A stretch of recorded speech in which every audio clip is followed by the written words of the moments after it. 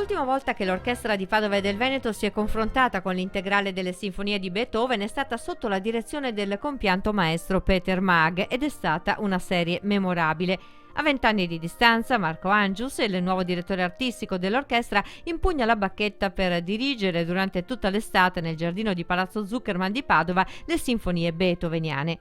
Mancava quindi da tantissimo tempo che un solo direttore si confrontasse con questo repertorio che è elettivo per l'Orchestra di Padova, ma non così frequente per quanto riguarda l'arcata complessiva. Tra l'altro il Ludwig van Festival, questa nuova rassegna estiva, è appunto una novità assoluta per la nostra città e per l'Orchestra di Padova e del Veneto, che rassegnerà tutte le sinfonie di Beethoven con una grandissima conclusione il 4 di agosto al Castello Carraresi nell'ambito della anche questa nuova rassegna che si chiama Castello Festival e che terremo dal 25 di giugno fino al 7 di agosto al Castello Carraresi. Si tratta di sinfonie, questa è un'orchestra che nasce per essere un'orchestra da camera. Come verranno interpretate?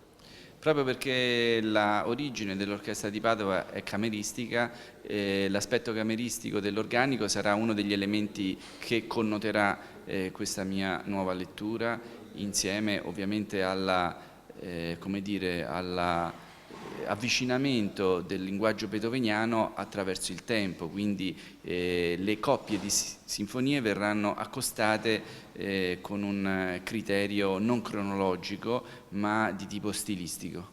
5 appuntamenti distribuiti tra Palazzo Zuckerman, ad iniziare dall'esecuzione della prima e quinta sinfonia il 24 giugno, il Castello dei Carraresi e l'Orto Botanico di Padova. Un confronto con la forza e la modernità che l'orchestra replicherà durante la sua prima residenza estiva in Valpolicella, dove le prime 8 sinfonie saranno proposte nelle più belle ville del territorio.